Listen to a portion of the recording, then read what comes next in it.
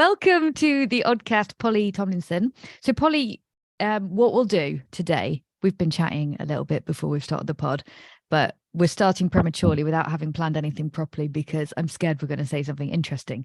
So we'll just dive in. Polly, hopefully I don't land any questions on you that I should have pre-warned you about. I forgot that you said that, but it'll be fine. It'll be fine. And so Polly is a homeopath, an artist, an astrologer. What else? Mother.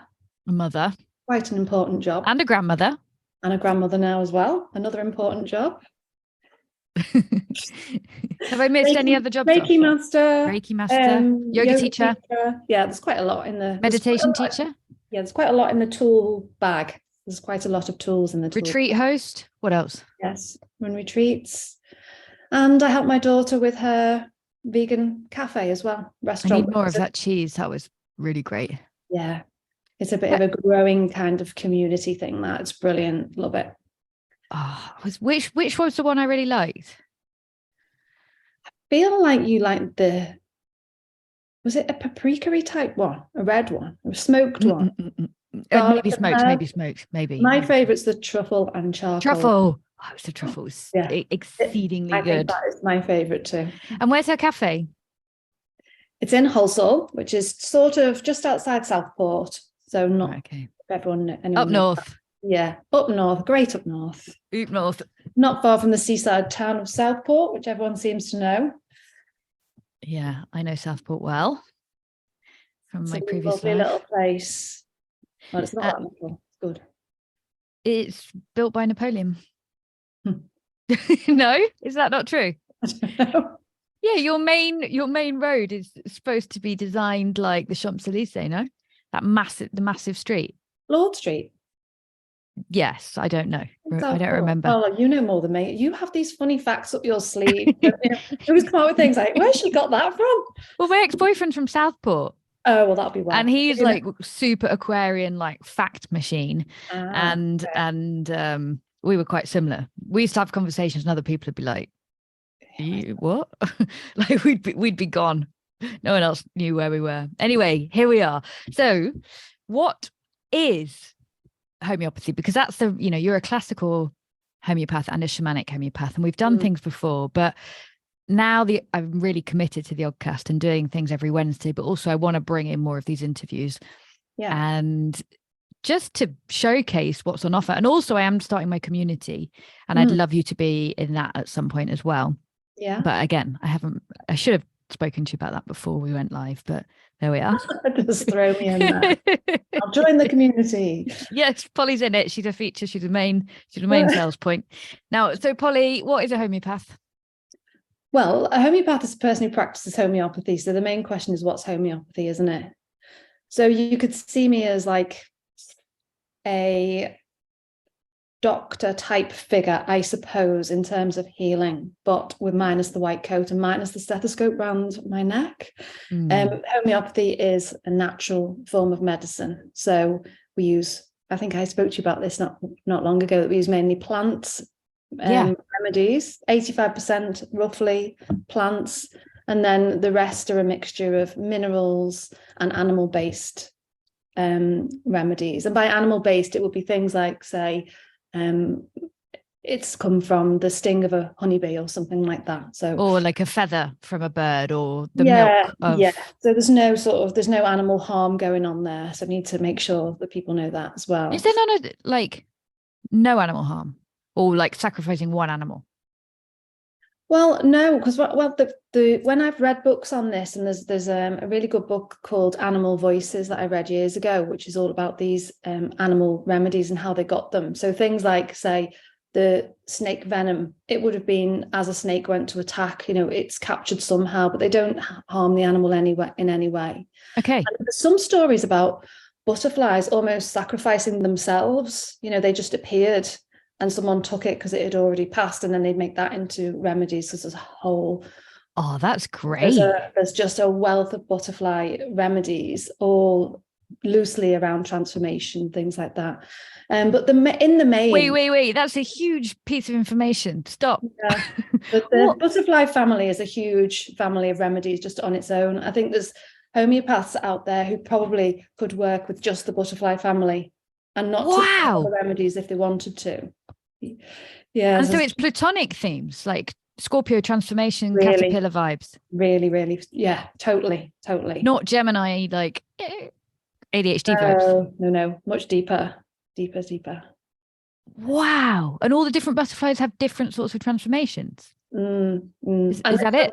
It's just a huge subject. So you'd have to have a whole repertoire on just butterflies. And then I think this is why there's so many different homeopaths out there practicing in different ways, because the things that we can use to help the body heal in however it needs to heal, it's just vast. It's not like we have this limited toolbox and we've got 3 drugs for this and 4 drugs for that. And then when we've tried those 4, that's it. You're at the end of the road and there's nothing else you can do. There's millions and millions of remedies out there. And it's a question of kind of matching or finding the similum for the person. Okay, so let's break that down again. So, brand new, never heard of homeopathy. What is it? Okay, so it's traditional medicine you would call allopathy, which deals with sickness. We deal with homeopathy, which is the sickness of the person, but we deal with it in a different way. So instead of with a medicine, the medicine goes in and fights against your symptoms and tries to push them back in and stop them happening and that kind of thing. So the medicine works on a suppression and a contrast of the illness. I work with the similum of the illness. So I want to bring that illness out of the person, get to the root cause of what's making it happen in the first place, and help the body to get rid of it so that once it's come out, there's no need for it to keep doing the thing that it was doing. So you're kind of flicking a switch. A really simple example, the one that I normally use to explain it to people, is insomnia. So if you are having trouble sleeping, and you might have, say, palpitations, you go into the toilet a lot, you can't get to sleep, you're really agitated, it could be that I would give you the homeopathic remedy coffea, which is made from coffee. So as you know, if you drank 10 cups of coffee or 20 cups of coffee a day, they'd be the symptoms that you would get. So in homeopathy, we use that remedy almost like an antidote of the symptoms that you have. So we'd give a homeopathic version made from coffee, which contains that vibration, that energy of the coffee in there. And that has a little mini argument with the symptoms in your body and persuades your body to stop doing what it's doing. So it pushes you into a healing kind of reaction. And then the body, it's like you've jump-started a car. Once you've done that switch with the remedy, the body starts to heal itself. It's so magic. It's so good. So... Okay. So, Polly, for instance, with the butterflies then, because I know people are going to have listened to that and be like, whoa. Do you have an example of when one might take any butterfly remedy then? So if you think of the process of the butterfly or the chrysalis, the way it's it goes into that cocoon. And I think most people think that it's kind of almost it does transform into a butterfly, but they think of it as kind of going from this caterpillar, growing wings, becoming a butterfly, when in actual fact it completely disintegrates in that space, doesn't it? And it becomes like this mush, there's basically just mush in there, and then this whole new being comes out of there. So if you're talking to somebody who's in that state, let's say they're in that mush state, and there could be something maybe really scorpionic going on, something really deep, dark, divorce, something abuse, really where they need that help to get them out of that hole.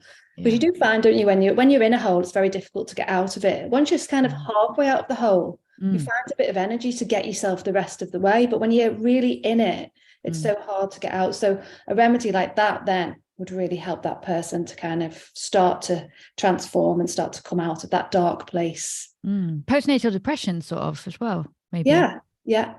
You do a lot of mother baby stuff, don't you? Baby stuff. Mum and baby. Well, that in your little book, that's quite a lot of the stories are about that, aren't they? I mean, I've done a lot of that. There's a whole fertility protocol which is really popular. At the moment, I'm attracting a whole load of women who are going through many perimenopausal symptoms, probably because I'm in that category too. I'm still not out the other side at 53. So, of course, it's top of my agenda, what is going on in my body. And so I think I'm attracting a lot of women who are in the same boat. Plus, it's everywhere on the topical.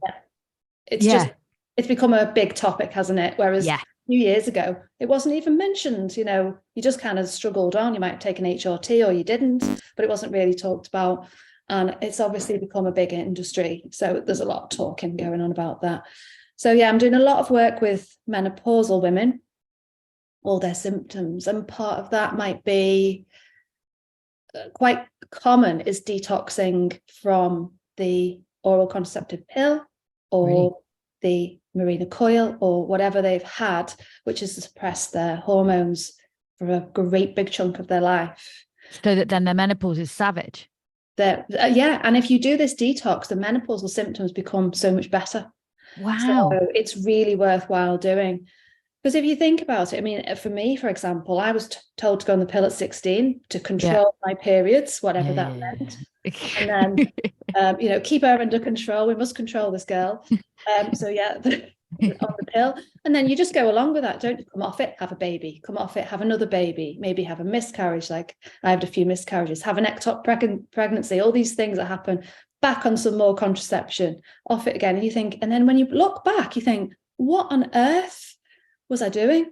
And then but it's not until you kind of do that reflection that you realize, wow, I was hormonally suppressed for nearly 40 years. Yeah, it's really interesting that debate. I went on the pill for maybe a week and then I was like, nah, not for me. Yeah. But I think I was the only one who didn't go on it. Like everyone was on it. It was like it was part of growing up. It was just it was almost a bit status. It was a bit like, I'm a young woman now. Everyone making a point, setting their alarms in like biology.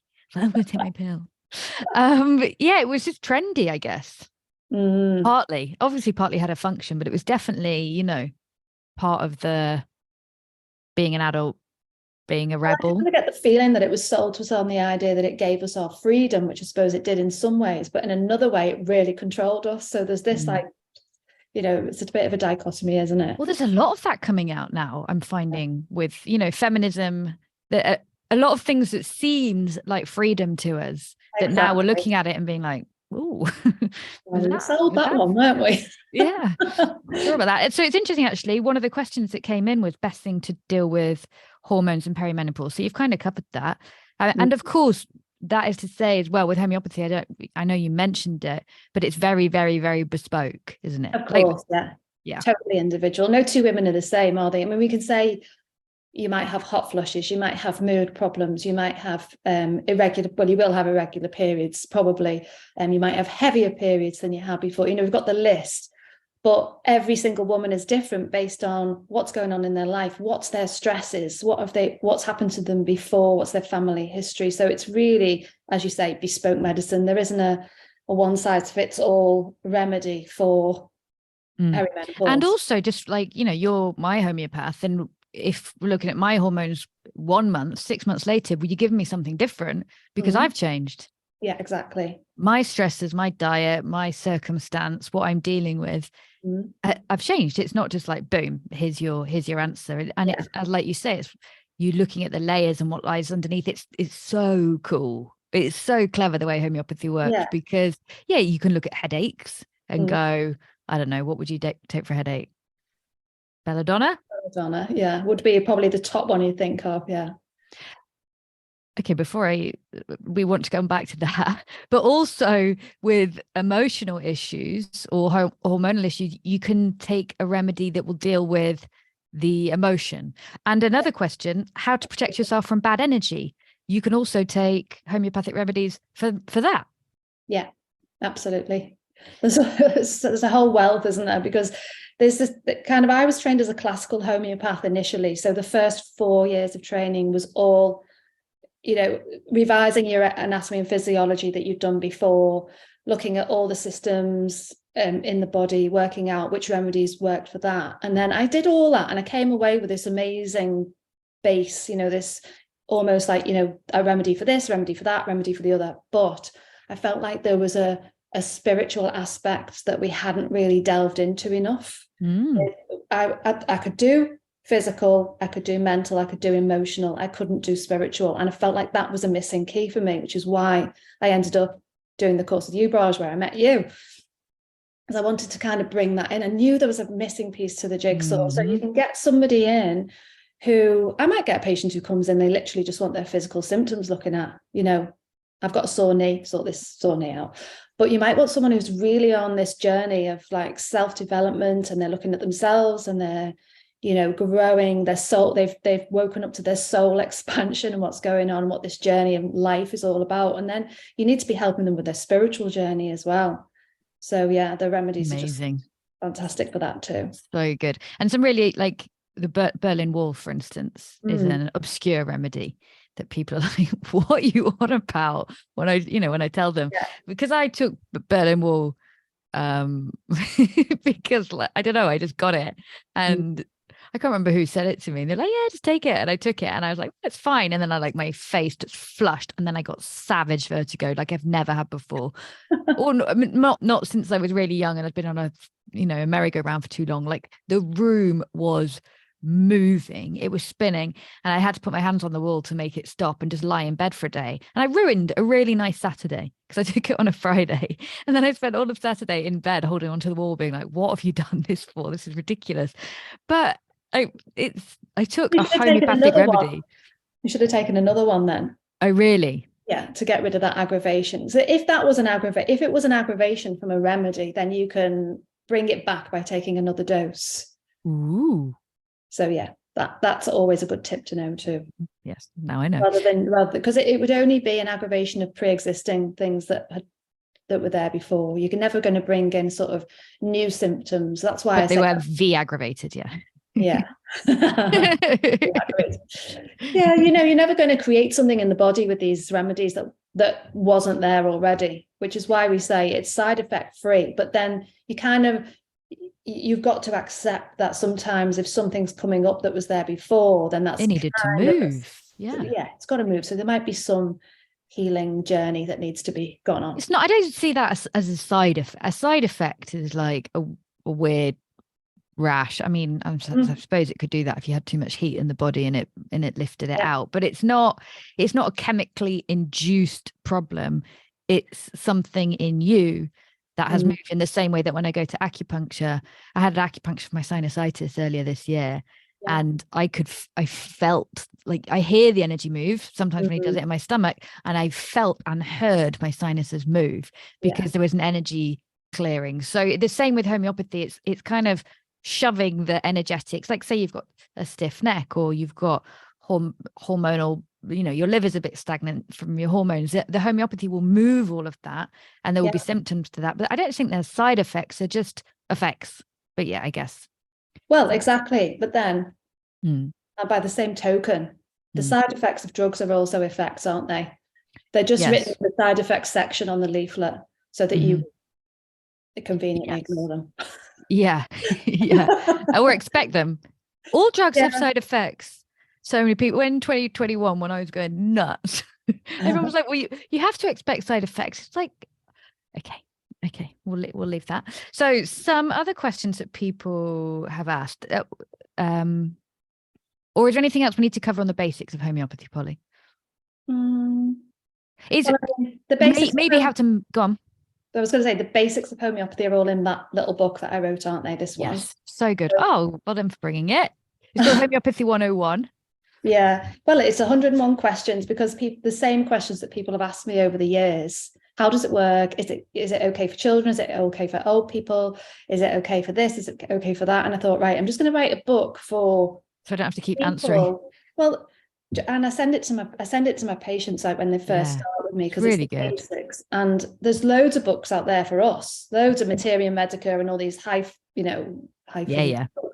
that most people aren't going to want to read that or understand it. So I just wanted to do a basic guide for it's lovely. It's just like listening to you, and it's just super convincing, very comforting. And there's some really good case studies, like You brought on labour, didn't you? Or there was a colicky baby, maybe. Is that another one?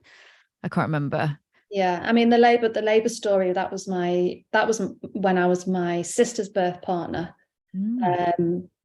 The baby was premature, and basically they were trying to make her lie still. You know, if you keep still and you lie on your back, you won't have this baby. But the baby was going to be born. It was doing its own thing, as they do. They come when they want to, don't they?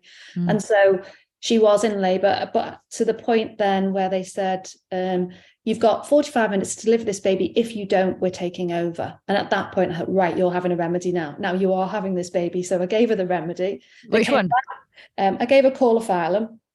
They came back with the trolley with the ventouse and everything on it, and the baby's head was already out. She was basically being born at that moment. So we beat them to it. Good.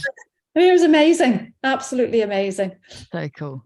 Yeah. So there's a few stories like that in Polly's book that just really just make you feel very comforted and sure that homeopathy is like interesting and valid and powerful, and will just give you the bug. So yeah, someone has asked how to convince the naysayers that this stuff really works. One of my original teachers years ago used to say, what you need to do is give a really healthy person a remedy for diarrhea until they get it, and then tell them that's what proving a remedy is called. Okay, explain proving. That was actually a question I wanted to ask you a minute ago about side effects. What is a proving? Wait till they get the effects of the remedy because they weren't sick in the first place, and then say to them, you see, it did something. Because usually it's like, you know, there's nothing in it, it doesn't work, it doesn't have any effect, you know, but you can easily prove that it has an effect by doing a proving on a healthy person. And that's I suppose that's an important thing about homeopathy as well, that all the remedies are tested on healthy beings, healthy humans. They're not tested on sick people. So we get a healthy person to take a remedy, repeat it at a certain time of day or whatever, you know, all pre-agreed. And there'll be a group of people who will take it. And then all the results are recorded over days, weeks, months, whatever, you know, and that's how we get our list of symptoms for that particular remedy. So it works quite differently to medicine, where obviously it's tested on sick people to see what happens. Yeah, so you could prove a remedy like that with someone. So a proving is where you just take a remedy and the symptoms you experience from having taken the remedy should match the symptoms of the illness that it cures. Yeah. Right. So, okay, that's how. So give a naysayer some diarrhea remedy. That's a bit mean. Or really, just ignore them. I mean, naysayers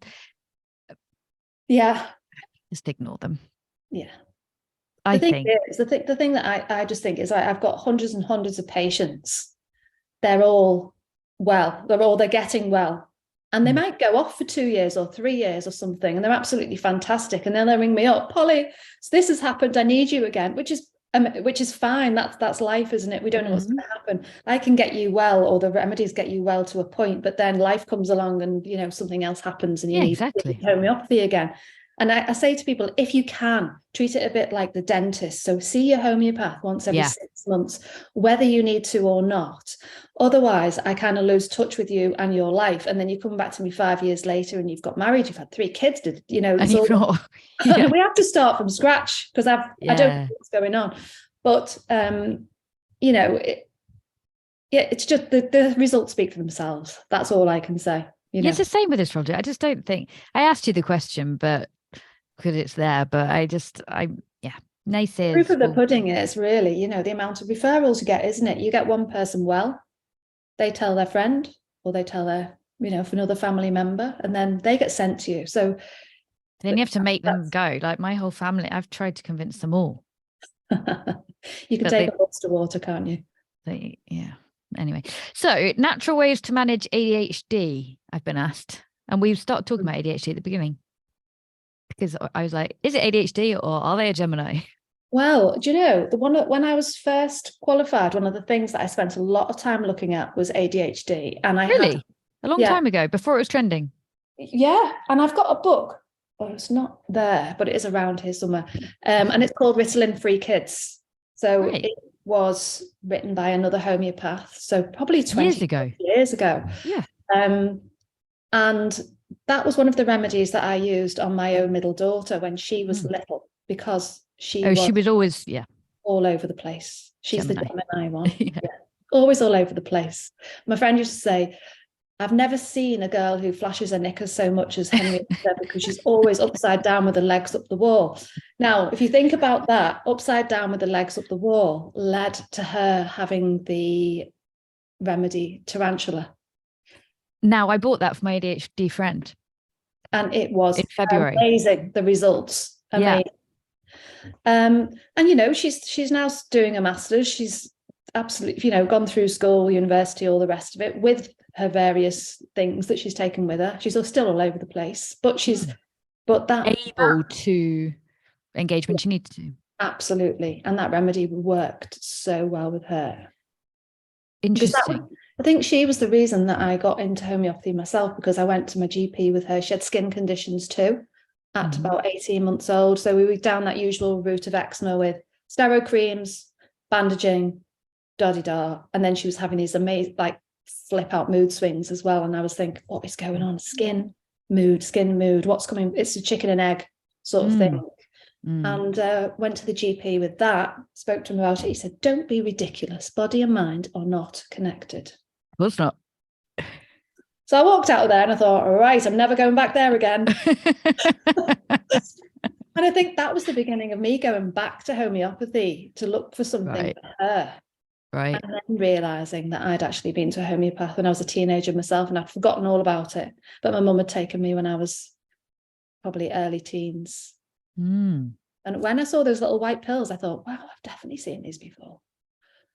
I had this weird synchronicity in February where I think I'd asked Checky about ADHD remedies, and she said try spider remedies, and I had a conversation with a friend the next day, and I was just telling her something, and her mum's a homeopath, and she just went, sounds like a spider remedy. And I was like, that's so weird. I've never even heard of spider remedies, and now it's twice in 2 days. Then I went to Ainsworth's on the Monday and bought the spider remedy, and I also bought secretin.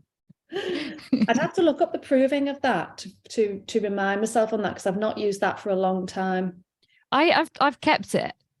Yeah. And I tried it with the guy in the shop next door, because he's quite like Aries vibes. We have really fast conversations, and yeah, it's something to do with, it's an enzyme made in the pancreas, something to do with the gut. I have got some notes on that there, but it's not one that I've used recently. Okay, well, that's this ADHD vibes, because it was a child who had a gut issue, and then they gave him secretin as part of the treatment for that, but the child also had ADHD and autism, but the symptoms went once they started taking secretin. And that the secretin is being used a lot with autism for sure. Right. Just the actual proving that I would need to double check on. Okay, cool. Well, we'll talk about that in the community. Polybowel nosodes as well, they're amazing for that too. Bowel nosodes. The bowel nosodes as well, they're amazing for that too. So if there's something wrong with the gut health, you know, you can get that back on. Really? Yeah. That's cool. And what's a nosode? So a nosode is something where the remedy is made from some tissue or something, or some secretion from the body or something like that. So it could be saliva, it could be skin, it could be scales from someone who's got scabies. And so the COVID nosode was that. From I see. Nosode means from tissue, which is why the COVID nosode changed as well. So they got different names, you know, as they developed, as it changed, the remedy got updated in the pharmacy as well, because obviously the actual, you know, virus was changing, wasn't it? Yeah. So I took that. We all watched the football, England-Italy, do you remember, in the summer? And I shared a water bottle with my cousin, and I started feeling ill that night. Nailed probably belladonna, aconite, nosode, went to bed. I was fine, and my cousin was really sick for a week. And we'd shared about on the train. We got the train back to Nottingham together the day after the football, and he's like, he was thirsty. He said, "Can I have some water?" And I thought, no. But I let him have it, and then I bushed it away, and he didn't. I was like, wicked. And there was quite a few occasions where I'd start feeling ill, I'd take everything, and then I'd be fine. Yeah, really, so going to aconite when you feel something coming on is the perfect thing. To sudden onset, aconite's the one to go to. You know, that feeling you think, oh, cold, I'm getting ill now. Yeah. You know, it's like instant, isn't it? that's definitely go to aconite. You can nip things in the bud with that remedy so well. Yeah, amazing. I bought some more yesterday. I had Velo on that. Okay, so more questions. How to deal with blocked emotions? Ooh, unblock them. And it would be very specific based on what you've already said. Yeah, of course it would. Obviously, you'd have to talk to your homeopath, and that's why a homeopath consultation is like an hour. It's the one. It's it's not like I feel this. Okay, here's a magic pill. It's you've got to delve down. Let's go into it. What's the reason that you feel blocked? If you know it, or maybe you don't know it. And if you don't know it, then we can kind of look at, is it affecting any organs? Is it affecting any systems? Do we need to start some drainage from the body, like physical drainage that will allow those emotions to come through? You think like, look at Chinese medicine, sort of, bitterness, resentments, anger, all stored in the liver. So if someone's feeling those emotions, maybe you give them a liver remedy and start that loosening off, get the liver working and transforming the emotions and getting them out. If it's fears, look at the kidneys, so if it's worry, look at the spleen. If you know those things, you can go to those systems, say what's going on there. And is that, so that's traditional Chinese medicine things? Yeah, there's a kind of an overlap. If you know your organs and you know the emotions attached to them and the traits, like the positives and the negatives of both, then you can kind of intermingle that with the homeopathy as well. So that's something that I do kind of. And you're doing that with the astrology a bit? Yeah, I am using astrology less, if I'm honest, because I'm nowhere near as good at it as someone like you, who just looks at a chart and sees things like it's like it talks to you. Whereas I have to look at a chart and kind of go, right, what does that mean? And I have to really concentrate. So it doesn't kind of come to me that naturally. But are you doing zodiac tissue salts then? Yes, so I've done those because I think that's kind of a accessible way of incorporating too. And I can look at someone and say, like, right, Capricorn bones, so what's going on there? Do that kind of thing. But I find the medical astrology a little tricky to incorporate. It's nuanced, isn't it? It's like all these layers. How many things can we fit into a, Yeah. And I think it just go to the path of least resistance, isn't it? Yeah. And it also depends which patient you've got as well.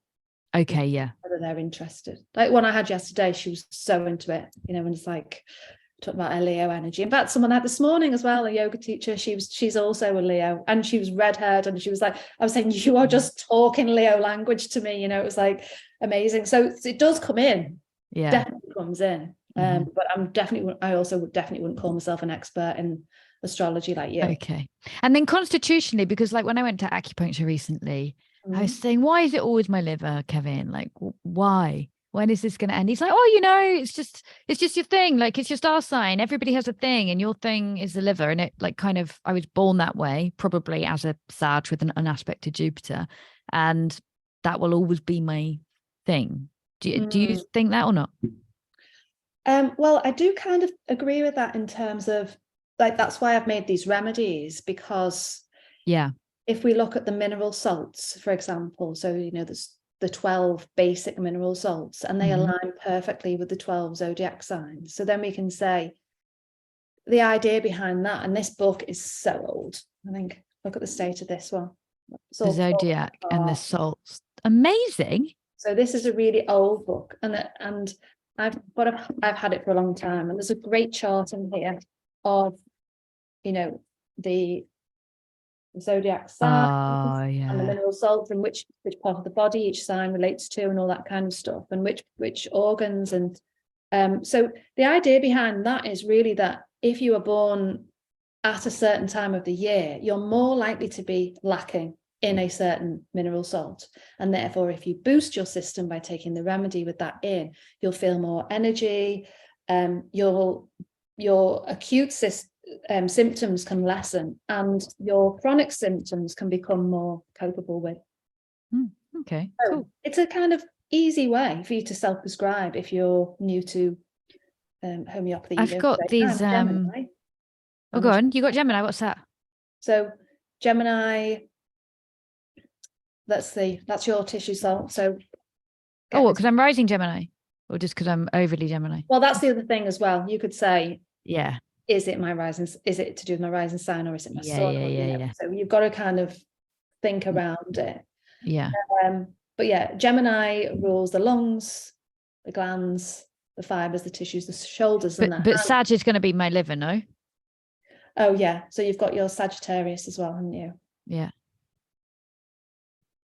What's that saying? Which one is it? So Sag is hips and thighs, isn't it? Mm-hmm. Yeah. So we think of the Sag as being like, truth seekers and all that kind of stuff. On the run. And then so your constitutional mineral salt will be silica for Sag. And silica is like I see silica, well, silica constitution is actually quite shy, which is interesting. The kind of silica kids hide behind their parents. I was so shy. Yeah. I didn't talk till I was 15. Yeah, so silica kids will they'll look between their fingers, or they'll hide behind their mum's leg, that kind of stuff. But when you give silica as a mineral salt, it's like the sat nav. It's the sat nav in the body. So whatever else you put in, the silica tells it where to go. So it needs to go there, it needs to go there. So I quite often combine that with other things as well. Haven't you given me silica homeopathically before? Or have I taken it? Possibly. Why would I have taken it? It does a number of things. I mean, it expels things from the body. Yeah. So it's good for that. Yeah. I can't remember. I feel like I thought I was like, it's silica, maybe I had a splinter or something, but it's not that. But it was something like that. You can use it for things like that. You can use it for splinters and expelling things. And you have to be careful, if you give it to someone who's got like yeah. They always say don't give it to someone with a pacemaker, but I don't think the remedies are going to do things like that. I've never had anything like that happen in the years I've been using them. I did actually give silica to somebody with a ear, nose and throat sort of infection years and years and years ago, and her eardrum burst because the infection came out of the ears, and really fast. Gave her a bit of a shock, but it needed to come out, and it heals itself afterwards. It came out, a bit fast. It's amazing what homeopathy can do. So then, what is your vision for like what you're doing with homeopathy? You've obviously just created these salts, but do you have anything other than maintaining what you're doing, which is great? Is there anything else you kind of dream for homeopathy?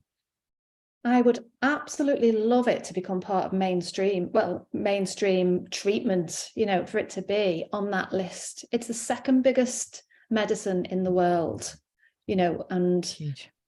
It is huge. It's becoming the second biggest in India now, and Ayurvedic was always second after, traditional medicine. So, and it's overtaking Ayurveda now, which I find really interesting too, because I love Ayurvedic medicine too.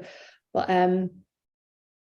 if we could go, wouldn't it be just wonderful if you could go to a place where you could have the choice, right? You could try this natural thing, or you can have this, and let people have their patient choice, instead of it being you only get that one thing from your GP. Yeah, because it's so out of hand now. And I think part of the way we are with, the NHS is struggling is if anything is going to be positive for homeopathy, because people will seek cheaper. But if it comes down to money and they privatize everything, then it will happen. That's nature's way almost of helping it. But there's so much skepticism and derision of homeopathy, like hugely. And I know that homeopaths, you're not allowed to speak out, are you? You're not allowed to.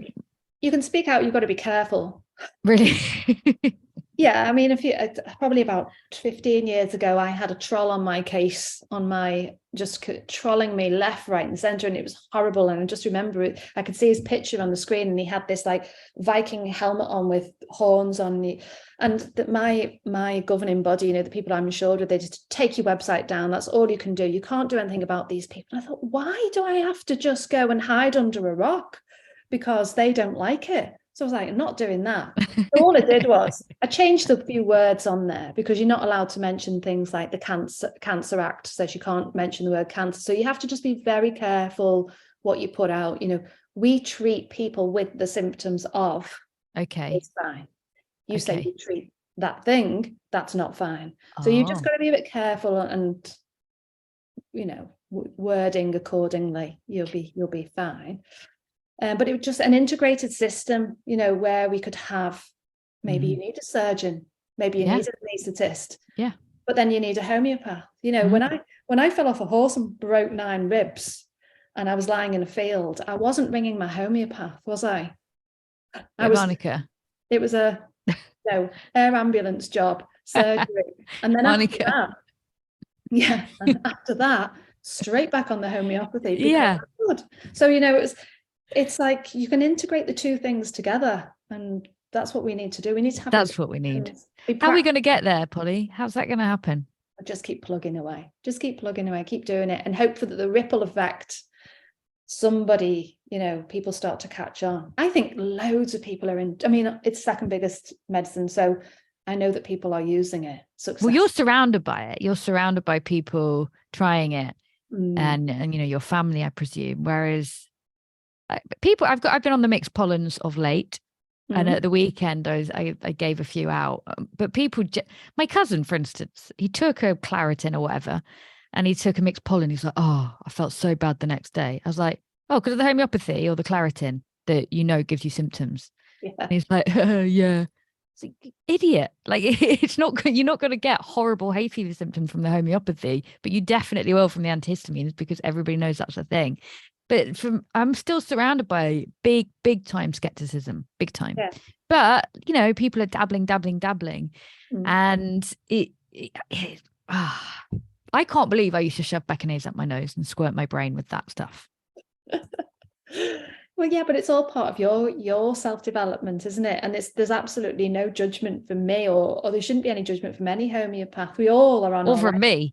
I judge myself. You're judging yourself. Yeah, well, that's up to you. But you're not going to get any judgment from me. You know, it's just like what you did growing up, and then what you've discovered and developed, and now where you're in a completely different place. That's what. It's just, I think what's phenomenal is like, it's also valuable that, hey, I have been in that place, I think. Exactly. Because for me to be like walking off to Boots, getting the Opticom, getting the Beckinase, being like everyone, like, and as well, like my family are half really into natural things and then half not. So it's really strange. And I need a Nurofen. I'm like, would you stop taking the bloody Nurofen? You don't need a Nurofen. But, you know, because there's homeopathic, basically same things, isn't it? As in, like the pill that you pop when you're in pain to make the pain go away, there is a homeopathic version. But still, we are so fully 10 million% just understanding life as you go to Boots and you buy the stuff. Same with babies. Give them Calpol. Like, I know. I mean, how? There's just not even a flicker that there might be an alternative. I know. I did have a slight falling out with the headmaster over that one when my kids were little. And he said, why don't you give your kids Calpol? I said, well, for a start, it's pink. At the time, it was pink. I don't know if it still is. It was delicious and pink, yeah. And he just looked at me like I had 3 heads. He just thought, I'm not even going to go there with this woman. For a start, it's pink. So I'm totally owning my mad witchness, you know. But it's not mad. It just seems mad. Like it's actually complete logic. You couldn't be saying anything more sensible than, for a start, it's pink. It's not natural. No. But everybody thinks the fact that it's not natural is the best thing about it. And it's this magical potion that helps children, and it, you know, they can't sleep. Let's poison their liver. Fuck it. But it's the way we all are. And there's no even the fact that there's no questions in anybody's body. And I've been, like I say, I shoved that Beckinase up my nose like nobody's business. And I had no question that I might be doing something that wasn't wise. It's not on the radar. It's not on anybody's radar. No one's. Not at all. Somebody has to kind of introduce you to it somehow, don't they? Yeah. Yeah. And for me, I can remember just looking at this, sitting in the vets with the cat on my knee and looking across the road and seeing this homeopathic clinic opening, thinking, I wonder what that is. And because I was having this struggle with my daughter's skin, I thought, right, I'm going to go and see what that is. And honestly, changed my life. Yeah, amazing. So just something like that just has to happen, doesn't it? Yeah. Weirdly, when I did the pet insurance was set up because the owner's dog had a bad reaction to, it basically gluten intolerant, so had to go on raw food diet, and they ended up at this holistic vet, and the vet was homeopathic as well. And so even back then I was dealing with homeopathy, and when I was 15 I'd written a speech in English language, and I did it on homeopathy. I don't know how or why. It was after my granddad had just died, and I started getting all these weird downloads. I was like, I'm going to be a homeopath when I'm older, and then didn't find it again. Only because I was like, I want to be a medical astrologer, and then ended up doing the course with you, where you all just talked about homeopathy all day, every day. And I just had to keep up. We talk the homeopathy language, and you talk the astrology language. Like, you talk in astrology terminology all the time, but probably don't realize that you do it. And I'm sure when I get into a homeopathic rant with another homeopath, most people just glaze over and think, oh, that's what you all did. Leave them to it. They're talking their own language. It's a great language. I love it. And it's life-changing, isn't it? With the hay fever, with the hormones, with the emotional stuff, with the psychic protection. There's a remedy for everything. Ubresh actually prescribed agaricus for the Poppy, the dog, when she was dying. Okay. I haven't taken it yet. I might do a proving just for jokes. What do you think? Could be quite wild. Maybe read the proving beforehand, just to forewarn yourself. Yeah, maybe. Yeah, I will do that. Where is it? Is it in the Materia Medica? Yeah, it will be. Okay, I'll do that. Agaricus is a mushroom, by the way, for the benefit of the pod. And yeah, I don't know why he prescribed it. I don't know why, but either way, I've got it. So red mushroom with the white spots, isn't it? Yeah, the classic. Yeah. The classic special shroom. So I'm thinking of taking it, just proving, like Holly was Polly. Why'd I call you Holly? I was reading about back flower remedies. Oh. And I was reading about holly yesterday, and how it's bitterness, jealousy, revenge, and you take it if you want more love. And I was thinking, isn't that really interesting? And I wonder if that's connected to the meaning of the name. Do you do the flower remedies? Yes. Yeah. They're a nice support because they're not actually homeopathic. So they are essences. So they're slightly different to homeopathy because they're not succussed the way a homeopathic remedy is. So they're made in a different way, but they go along nicely. And so I've incorporated them in these Zodiac tissue salts. I've incorporated them with them because there's a flower for each Zodiac sign. So I've incorporated those two things together. But yeah, what I sometimes do is, if someone's taking a hard-hitting remedy, maybe an emotional one, somebody who's hasn't cried for 10 years, and I give them a remedy and I warn them, well, you might feel some emotions actually coming up and they might come out. And then I get a call saying, I'm in Asda and I'm crying into the freezer, that kind of thing. What have you done to me? But it's good because all the emotions are coming out, but I might give them a flower essence to support them through that, just like a soothing, calming, it's all okay. Something that's going to hold you while all that stuff's coming out. So they work really nicely together. Okay, cool. Lovely. I mean, is there a poppy one? I was thinking that. No, not poppy. It's a homeopathic poppy. There will be, yeah. I wonder what it does. Every plant is would it be a bit opium vibes, maybe? Yeah, and opium's a remedy that I've used quite a lot. For people in a dreamy state. Yeah, or disconnected. Maybe somebody's had a trauma and they say they've got no pain, and that they should be feeling something. So it's kind of, okay, let's give them some opium because they're so disconnected from what's just happened to them. It brings them back into their body. Okay. So there you go. That's your poppy. Okay, cool. Interesting. I was thinking about the names yesterday when I was reading about the flowers and the names, and then if you call your child by a flower's name, I wonder if there's a symbolism in that, because there is in everything, isn't there? So that's when my brain was ticking. Okay, Polly, so where can people find you? Well, on Instagram at Talk to Polly. On my website is talktopolly.co.uk, which is very easy. If you just Google Talk to Polly, I'm going to pop up because that's just used for everything. Talk to Polly, don't talk to Frank. Yeah, Talk to Polly. And on my website, there is a little booking thing where you can book in for a free 15-minute chat. If you decide, mate, you'll be inundated. Just the 15 minutes, that's it, just to see if you like me, if you can talk to me, because you need to have a homeopath that you can actually talk to, and that you feel like you could open up to me and stuff like that. And then we take it from there, how I could possibly help you, and make a plan and put that all in place from there. Okay, cool. Well, yes, that I think you will be inundated, but we'll see.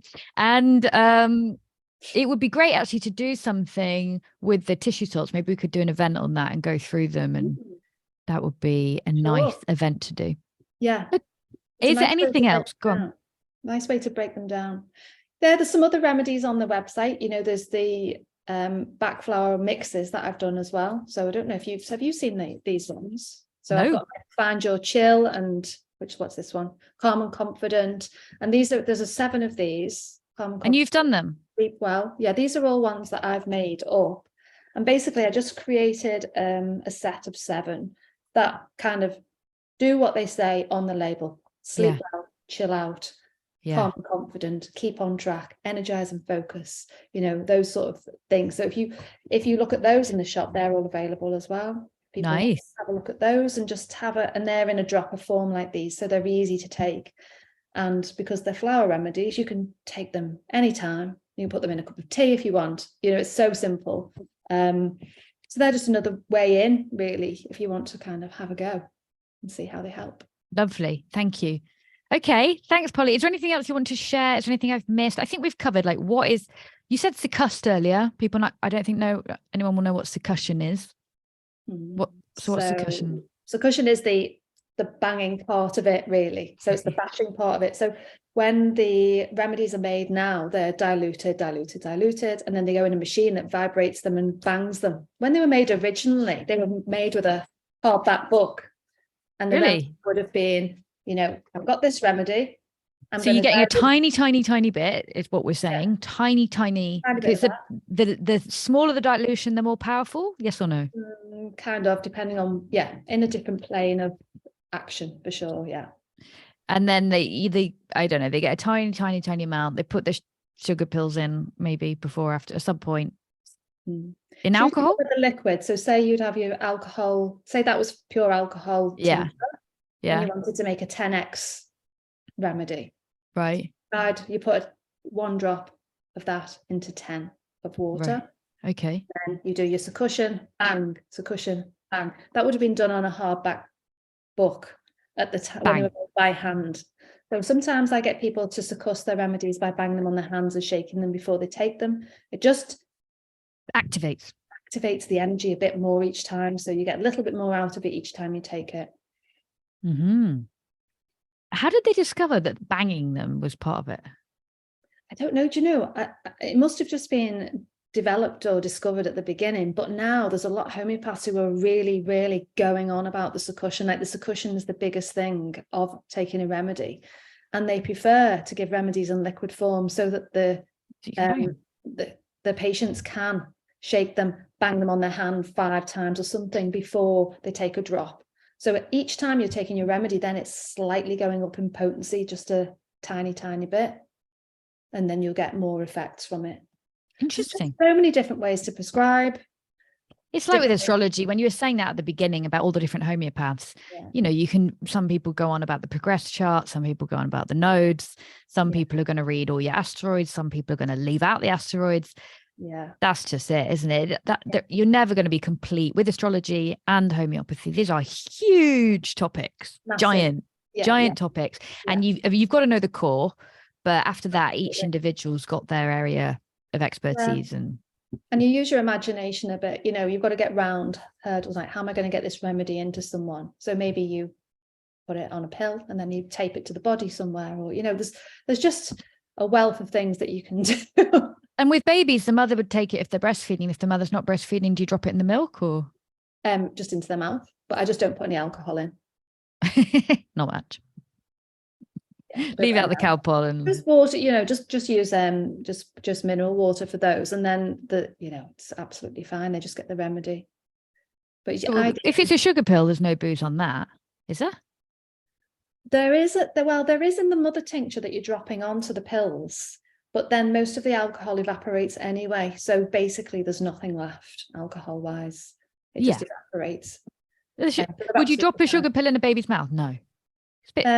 If they can have it without choking. I tend to tiny baby, no. Tend to give powders if I can, and then you can just pour powders in. Okay, interesting. Anyway, yeah. But you wouldn't do any baby. I guess some people would try home prescribing for a baby, would they not? Yeah, I would encourage it. If you've got get a little basic kit, a household sort of first aid homeopathy kit, and then anything crops up, diarrhea, food poisoning, teething, all of those things that you might need in the early stages. And would you crush it and put it in their mouth then? Yeah, so you can get a pill out of the bottle, crush it between 2 teaspoons to make it into very fine powder, and then just pour it into their mouths, just under their tongue. It just dissolves in. It's perfect. And you wouldn't touch it, would you? If you can avoid it. Okay. Try not to touch it. Okay, there we go. Okay, Polly, this has been great. Want to keep it to an hour so that when people, attention span vibes. And everyone can find you. We've done that, and hopefully we'll be able to do some kind of astrology homeopathy thing together soon. Yes, let's do it. Okay. Thank you for joining. You're welcome. It's lovely talking to you. That was such a cool episode with Polly Tomlinson. I love talking to her. I've got so many questions, and I kind of want to dig. So we will do more. I'm going to invite her into the community. We're going to do this Zodiac and astrology event, and then there can be a live interactive Q&A as well, which would be great. Because I feel like you're going to have so many questions, and it also will be good if you've listened to the pod and maybe try and get your hands on a kit.